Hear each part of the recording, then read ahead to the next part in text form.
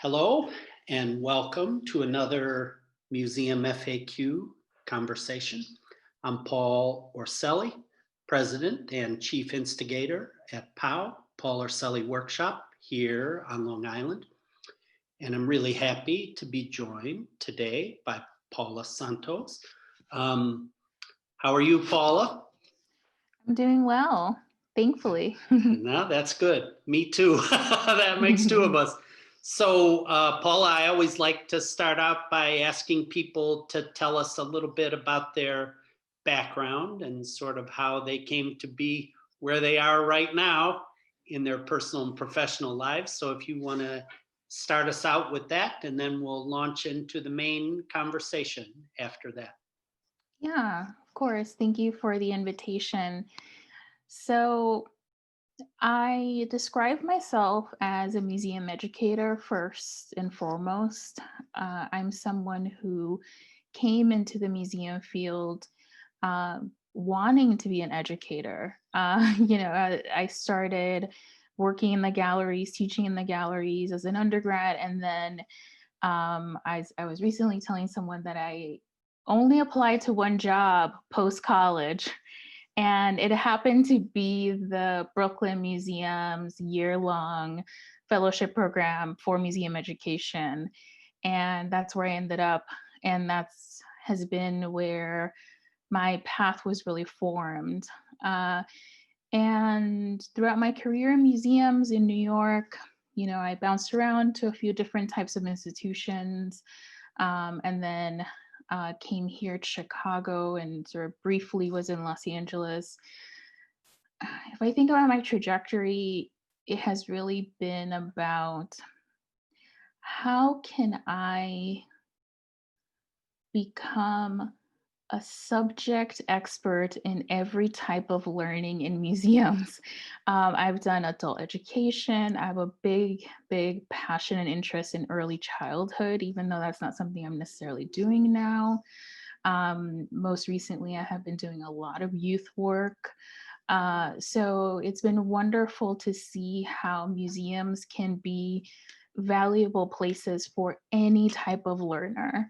I think that I have definitely been in institutions that feel shy about doing early learning or feel shy about doing youth work, but they don't have to be. Like we can do it, right? So I want to start off by saying I'm an educator. Another path that has opened up over the past several years has been that I have been a little bit more, I don't know whether to call it activist, agitator, organizer in the museum field. Probably an iteration of all of those things at different points, and to different people as well. Uh, I have such a passion for what museums could stand for. Of course, obviously in an educational space, but also in their space in the public sphere, in terms of the public good that they could do, that I feel very strongly that how we work within museums, the values that we have as workers, really are core to what museums do. Now, I think that as the years have gone on, first there was like a lot of frustration around why aren't there more brown people? Why aren't there more Black people? Why are we only sharing certain types of stories? And I think that, of course, that's still there. But I think I've become a little bit more uh, zoned into labor, uh, and the accountability that workers' rights asks out of institutions. And ask is probably too soft a word, it demands. So the more power that workers have, the more accountable institutions are, just across the board, not only museums. So I think like that's really where I'm currently at. And I think about, so I'm currently working full time at a museum. So I think about that in relation to my own employment, but then also anyone who comes into the sphere of the work that I do. And it's imperfect. It's such an imperfect job market, imperfect way that we work with other people in this field. Um, but yeah, I mean, I love to talk. So I also started podcasting a few years ago, and I love to actually do stuff like this, like intimate conversations about the things that we do. So yeah, it's all related somehow. No, for sure. Well, that's great. And since you mentioned your podcast, and since this will be on YouTube, we'll do the good YouTube thing and say we'll put links in the description below, because YouTube's analytics show that people actually do click on those links. I was a little dubious when I started doing this, but people Mhm. do. So we'll definitely put links to that, and I'm sure some of the other things we'll be talking about below. So just picking up, of course, on what you mentioned about museum workers and labor, that's a good segue into what I think will be pretty much the primary focus of our talk today. And I'd just like to start out.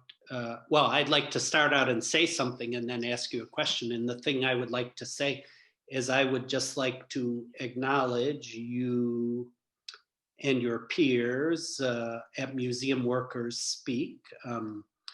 The museum business is not necessarily a business that always treats agitators and people advocating for their fellow museum workers kindly. So I just want to take a moment and really express my appreciation for you and the other folks in Museum Workers Speak, and comparable groups in the museum world, Mass Action, Museum Hue, quite a number of groups that advocate for museum workers and advocate for more equity and diversity that you mentioned earlier.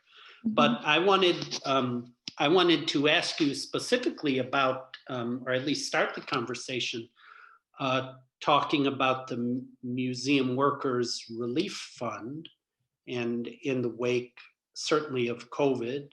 And it's not like museums had such great financial situations even before COVID, but maybe they've become even more apparent.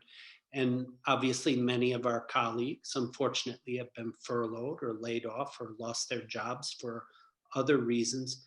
And I just was really taken and certainly happy to contribute myself to the Museum Workers Relief Fund. So maybe you could start us off there and talk about your involvement with that, sort of what prompted starting the Museum Workers Relief Fund.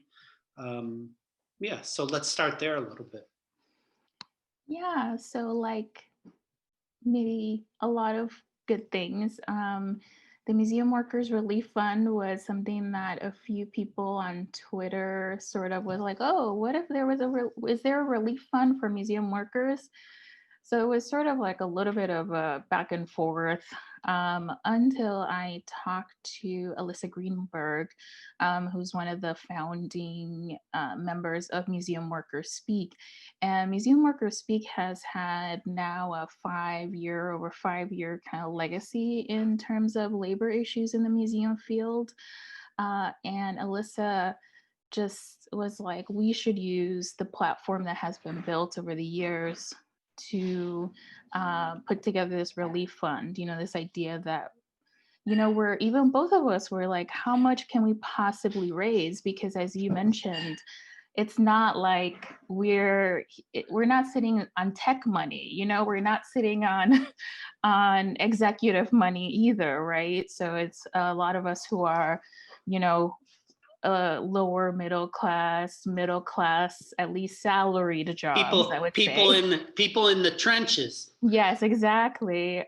So it it was an idea and an ideal, I think, that we had. And we, I think when Alyssa and I first began talking, we really wanted this to be a way for people to say to each other that we see each other, we see the difficulties that the pandemic is creating for everyone. Um, Losing their job is one aspect of it, but perhaps health issues and all those sorts of things. And also a way to, in some ways, like politically activate our field. And I mean that not in like politics, election politics, but like truly like politically, as like the things that we do are political actions. So that's why it's a mutual aid fund. That's why we didn't go to a foundation or an organization saying, give us money for this. We really wanted it to be something that was by us and for each other. So those were the beginnings of it.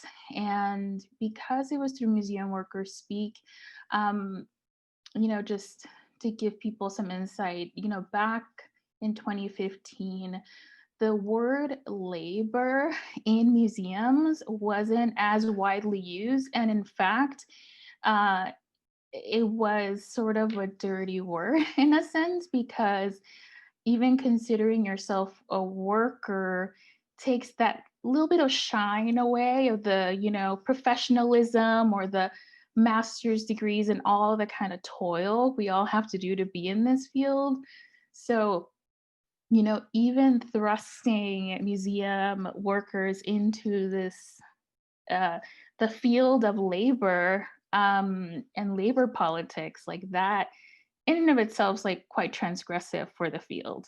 So now we're in a moment where even like, to give you an example, the head of the museum studies program here at the University of Illinois at Chicago, talks about how labor and worker power is at the core of equity. And until we have that, equity can't happen. And when, hearing her speak, I was like, oh my God, yes, because what makes institutions accountable? How do you make them accountable? And you can't have accountability if the people trying to make them accountable have no power. And it's really about building that power. Like, how do you build power? But not to get away from the fund. So the fund itself is, like I said, a way for all of us to contribute and say we care, we see each other, we know that what's happening in the field is like catastrophic in many ways. And we want to care for workers who were in precarious conditions before, and even more so now. And the interesting thing that's happening now, and that we're hearing, is that while some of those frontline workers that were initially laid off, right, like they were the first ones to get laid off, while they're back on the job, um, there's no hazard pay. And also, it's still as precarious as before. Now there's just COVID. So it we're repeating the same cycles over and over again. I also heard, speaking of Twitter, there's a little bit, of like feathers a little bit rustled out there ruffled out there because there are certain people who don't want every museum to be tarred with the same like brush. Um, and I will say that I think that there are museums out there and leadership out there that is trying to make sure that their workers are cared for within the limits of their structures and all those sorts of things. And, I commend anyone in leadership who is really trying their best with the set of circumstances that they have. I think in the grand scheme of things, however, the structures that we have are so confining and lead to these results in whatever individuals are at the helm. So that's what keeps me up at night. I'm like, how do we do this? Right? Like, how do we get that power to redo Yeah, I this? mean, I think, and not just with museums, I think one common descriptor that keeps coming up in many different realms in the wake of COVID are systemic issues, whether that's systemic racism, systemic issues related to law enforcement, justice, museum structures, museum management structures, what have you. And when I think if people start getting wigged out by talking about labor and workers, I think especially museums get even more upset when you start talking about systemic changes, because uh, in the context of what you said previously, certainly not all museums are the same, but there are lots of systemic issues in museums that contribute to these. Why do we keep having these conversations for years and decades about diversity and fair pay for museum work and so on and so forth? So I'm as a kid who grew up in a union household in Detroit, which I want to talk about unions actually for a little bit, is I think these sorts of movements, whether they're mutual aid movements, whether they are protests, whether they are unionization efforts, those things don't start in a vacuum. If everything was perfect and sweetness and light, there's no reason for people to protest or start mutual aid funds or create unionization efforts. So, but now I'll get off my soapbox and let you have a chance to talk. I'm just wondering, you mentioned the issue of power and having power or feeling like not having power, and it certainly seemed even before COVID, there was a groundswell of museum unionization efforts. Maybe they were in the forefront of some of these issues that have become even more apparent and laid even more bare because of COVID. So I don't know if you have anything to say about unionization efforts, and if this triangulates with the kind of work of museum workers speak, or even the museum workers, the aid fund. Yeah, so unionization is something that comes up within our collective, but then also at the different types of feedback, whether it's like through surveys or we had a listening session a couple months ago with just anyone who wanted to come along. Unionization is something that people are really, really looking into. And I know that some, museum staff already have announced that they have union drives, but there are many others that are working behind the scenes. And one thing I'll say is that, when I say that mutual aid and this museum workers speak is a way to gain political education. I mean, talk about unionizing, like that is political education. You have to organize your staff, you have to organize your colleagues, you have to convince people that this is for the greater good of the workforce of your institution. And that is not easy. That even within and museum management doesn't always make it easy either. yeah, and I'm just even talking before management starts hiring law firms, to intimidate you. This is even pre that, because you have to make sure that you have enough of a consensus so that when you do your union drive, you're able to unionize, right? So whether management will accept it or not, that's another story. But within you have to create the power, right? That collective power. So I think it's amazing, and I think that it's so worth the effort to unionize. Here's what I'll say though, is that there are many people who cannot unionize depending on their state rules, um, depending on like where they are in terms of the museum hierarchy, um, and who can is deemed as being able to unionize.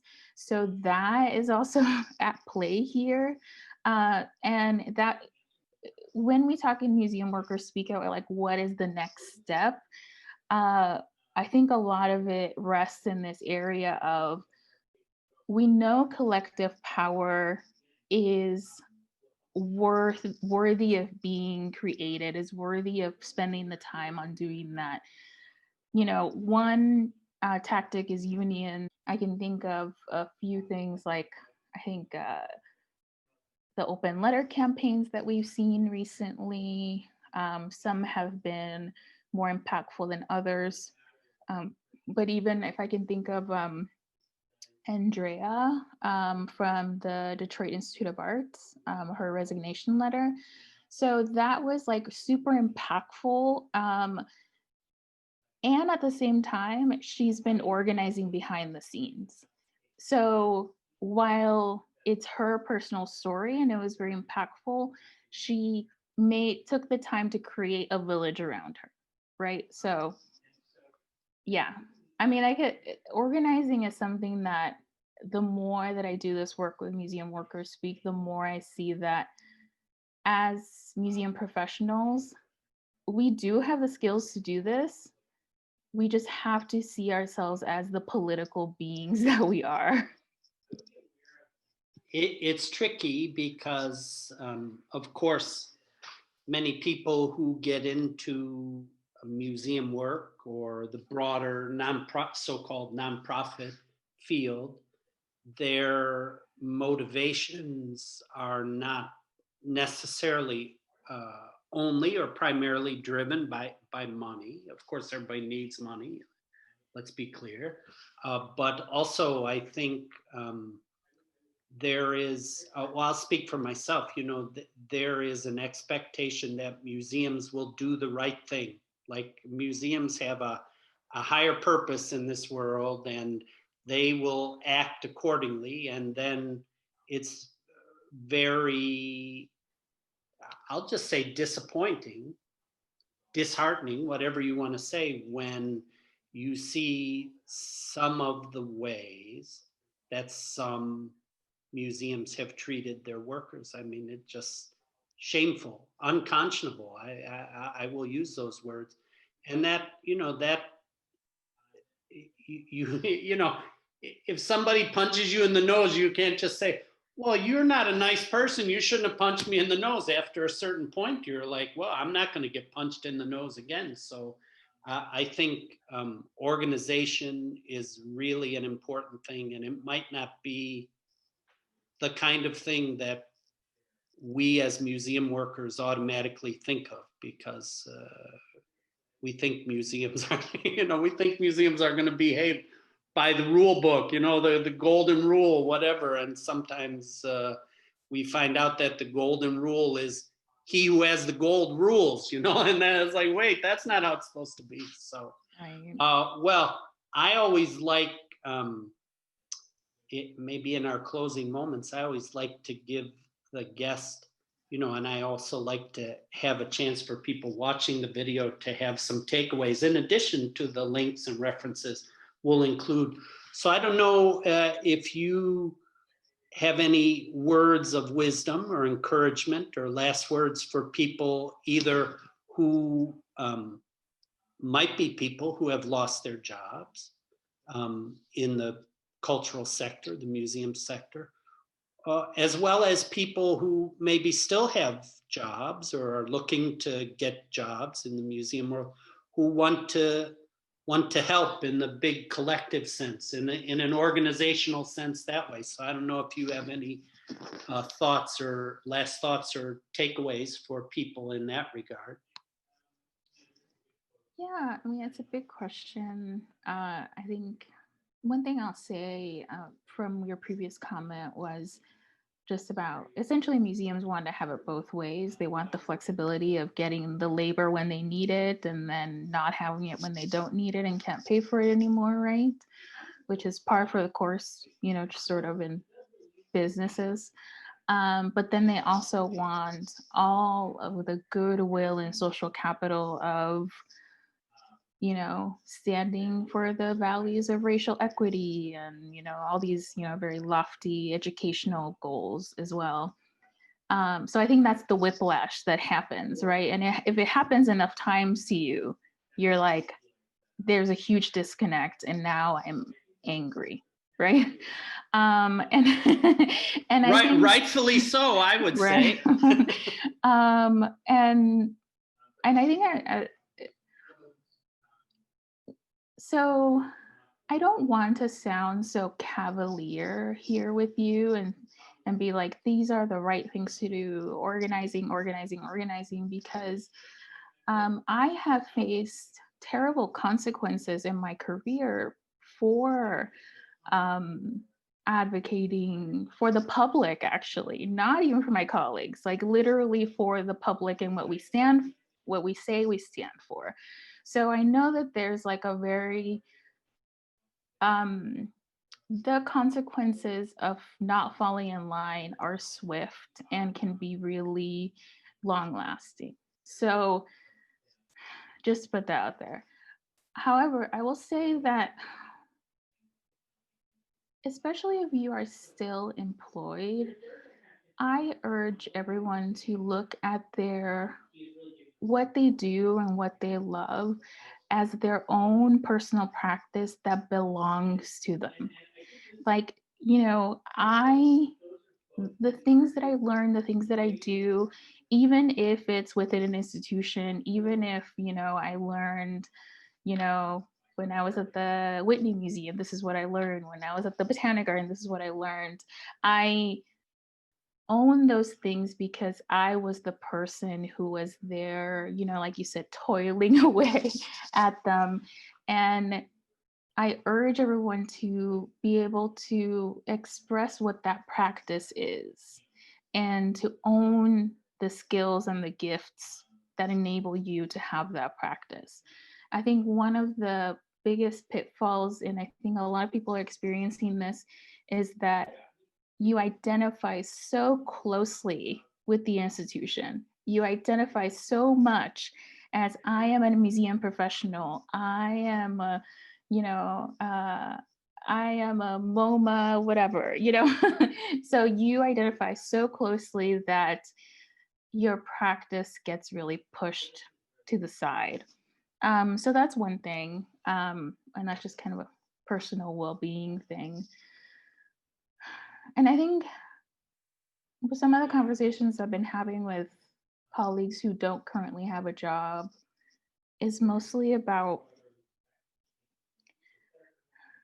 how can you find a path where you can have your livelihood and your sanity at the same time, and how that ends up being perhaps more important at this moment in time than whether you are going to become the director of whatever once again, or back to teaching the galleries, because truly, like, having a livelihood, being able to enjoy the your gifts and your skills, I mean, no one owns that. Like, no one, first of all, can take it away from you, and no one can say, oh, Paul, this is what I'm giving you. So I don't know, I wouldn't have talked this way even 2 years ago. But like I said, I think I have faced some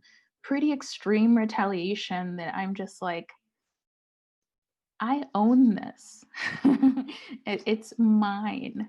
Uh, Whatever, uh, an institution does. So yeah, I No, think those I are my think, parting thoughts. yeah, no, those are great parting thoughts. I think that notion of your personal practice and your personal goals and how you do that. I heard someone say on Twitter, someone who lost their job, say that, even though they don't have a job now, they're still a museum professional. So, just to go back to what you say. Well, Paula, I really, again, really, really appreciate you taking the time.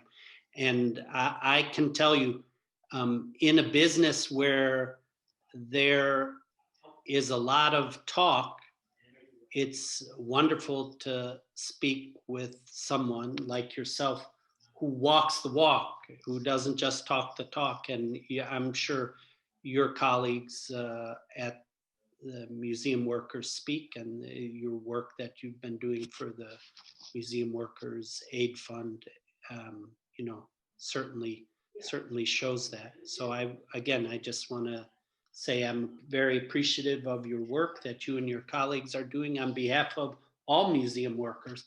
And I especially thank you for taking the time today to speak with me. Yeah, thank you, Paul. Thank you.